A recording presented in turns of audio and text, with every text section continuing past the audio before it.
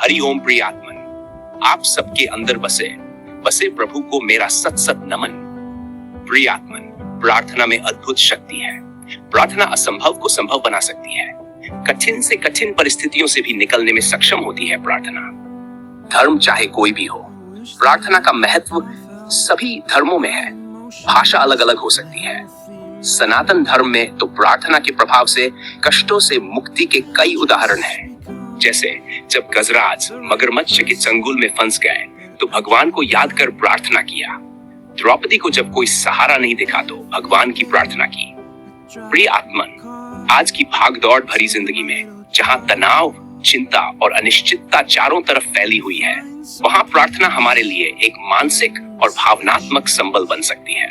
तो आज हम जानेंगे कि प्रार्थना का हमारे जीवन में क्या महत्व है, प्रार्थना कैसे की जानी चाहिए, प्रार्थना कितने प्रकार से की जाती है और यह हमें कैसे शांति और सकारात्मकता प्रदान करती है। आप वीडियो में बने रहें और अगर प्रस्तुति अच्छी लगे तो इसे लाइक और शेयर अवश्य करें तथा इसी तरह के आध्यात्मिक ज्ञान वाली वीडियो देखने के लिए चैनल को सब्सक्राइब भी कर लें। वस्तुतः प्रार्थना सिर्फ ईश्वर से कुछ मांगने का साधन नहीं है। प्रार्थना ईश्वर का धन्यवाद करने का साधन है। भगवान अपनी असीम कृपा सभी जीवों पर बिना किसी शर्त और बिना भेदभाव किए बरसाते रहते हैं। भगवान को इस बात के लिए धन्यवाद करते रहने से उनके इन यश और गुणों को और बढ़ावा मिलता है। उनके यश और गुणों का गान करते हुए उनका धन्यवाद करना ही प्रार्थना है। प्रार्थना से भगवान प्रसन्न होते हैं। अगर आप कभी कोई यश गान करें तो आप भी कितने खुश हो जाते हैं। इस जगत में भगवान ने यश गान से प्रसन्न होने की भावना सभी जीवों में भर रखी है। किसी के भी यश और गुणों का गान किया जाए तो वे प्रसन्न हो जाते हैं, चाहे वह भगवान हो, देवता हो या दानव हो या मानव हो। इन सब के अतिरिक्त प्रार्थना आत्मा की गहराई से जुड़ने और अपने भीतर शांति पाने का भी एक अहम साधन है। इसलिए प्रतिदिन सुबह शाम भगवान की प्रार्थना अवश्य करनी चाहिए। इसके अतिरिक्त जब भी फुर्सत हो भगवान का दिल से धन्यवाद भी करते रहना चाहिए। इन सब के अतिरिक्त जब कभी कुछ विशेष परिस्थितियों में जब हम प्रार्थना करते हैं तो हम अपने मन की हर उलझन, हर खुशी, हर दुख को भी भगवान के सामने रखते हैं। भगवान भक्त वत्सल है। अपने बच्चों को उलझनों और तकलीफों से निकालने के लिए कोई न कोई सही राह किसी न किसी रूप में अवश्य दिखाते हैं या कभी स्वयं भी किसी भी रूप में प्रकट होकर रक्षा करते हैं। प्रार्थना सिर्फ धार्मिक अनुष्ठान नहीं बल्कि आत्मशुद्धि और आत्मविश्वास बढ़ाने का एक सशक्त माध्यम भी है।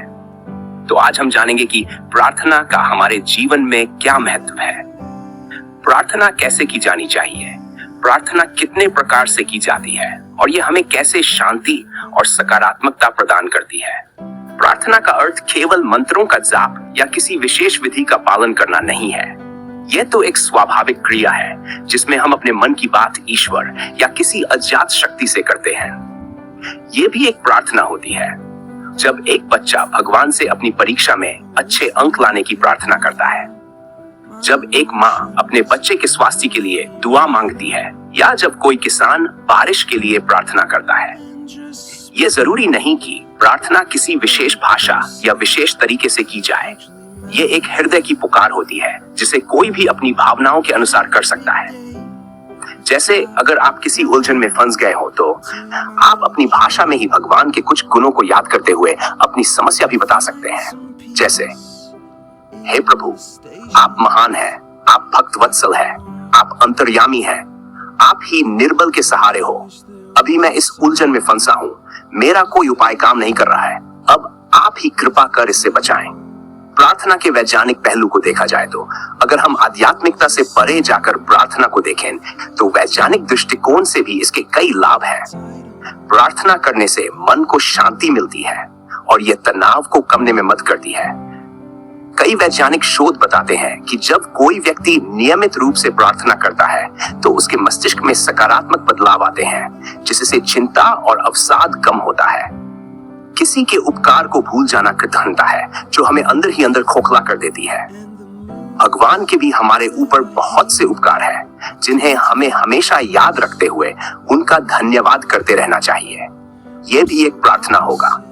नियमित प्रार्थना से इस पाप से छुटकारा मिलने से आत्मबल बढ़ता है। जब हम प्रार्थना करते हैं तो हमें यह एहसास होता है कि कोई न कोई शक्ति हमारे साथ है। इससे हमें आत्मविश्वास मिलता है और कठिन परिस्थितियों में भी हम डटे रहते हैं। प्रार्थना हमारे भीतर सकारात्मक ऊर्जा का संचार करती है। जब हम किसी अच्छे उद्देश्य के लिए प्रार्थना करते हैं तो हमारे विचार भी सकारात्मक होने लगते हैं और हमारी सोच में नकारात्मकता की जगह आशा जन्म लेती है। आइए अब जानते हैं कि प्रार्थना कई प्रकार के होते हैं। प्रियात्मन, हर व्यक्ति अपने तरीके से प्रार्थना करता है।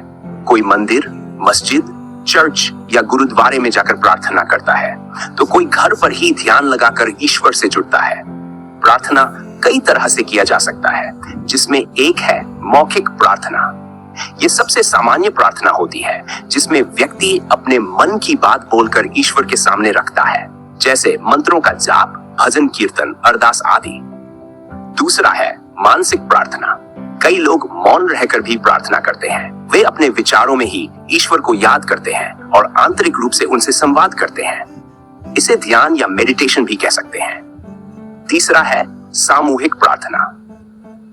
जब कई लोग मिलकर प्रार्थना करते हैं तो उसका ऊर्जा और प्रभाव कई गुना बढ़ जाता है, जैसे किसी धार्मिक सभा में की गई प्रार्थना या स्कूलों में की जाने वाली सामूहिक प्रार्थना। चौथा है कर्म के रूप में प्रार्थना। सिर्फ शब्दों में ही नहीं, बल्कि अच्छे कार्यों के रूप में भी प्रार्थना की जा सकती है। किसी की मदद करना, किसी भूखे को खाना खिलाना, पर्यावरण की रक्षा करना, ये सभी एक तरह की प्रार्थनाएं ही हैं। प्रार्थना करने से इंसान के भीतर धैर्य और सहनशीलता विकसित होती है। यह हमें कठिन समय में भी हिम्मत बनाए रखने की शक्ति देती है। जब हम प्रार्थना करते हैं तो हमारे मन में नफरत, गुस्सा और ईर्ष्या की भावना कम होती है। हम दूसरों के प्रति सहानुभूति और प्रेम का भाव रखते हैं, जिससे हमारे रिश्ते मजबूत होते हैं। नियमित रूप से प्रार्थना करने से हमें आत्मज्ञान प्राप्त होता है। हम खुद को बेहतर समझने लगते हैं और आत्मविकास की दिशा में आगे बढ़ते हैं। आइए अब जानते हैं कि प्रार्थना कैसे करें। प्रिय आत्मन, प्रार्थना करने के लिए कोई निश्चित नियम नहीं होते, लेकिन कुछ बातें ध्यान में रखी जाएं तो इसका प्रभाव और अधिक बढ़ सकता है। प्रार्थना में नियमितता बनाए रखें। रोज सुबह और रात को कुछ समय प्रार्थना के लिए निकालें। ईमानदारी और सच्चे मन से प्रार्थना में दिखावा या बनावटीपन न हो, बल्कि ये दिल से निकले। सिर्फ मांगने के लिए ही नहीं, बल्कि जो कुछ मिला है उसके लिए भी ईश्वर का धन्यवाद करें। सकारात्मक सोच के साथ करें। प्रार्थना के समय हमेशा अच्छे विचारों को मन में रखें।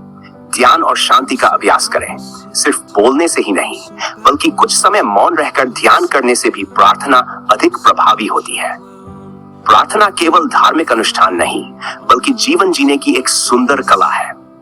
यह हमें आत्मिक शांति, सकारात्मक सोच और जीवन में संतुलन बनाए रखने में मदद करती है। चाहे कोई भी धर्म या पंथ हो, हर इंसान के लिए प्रार्थना का महत्व एक समान है। यह हमें ईश्वर से जोड़ने के साथ साथ अपने भीतर झांकने और अपनी कमजोरियों को पहचानने का अवसर भी देती है।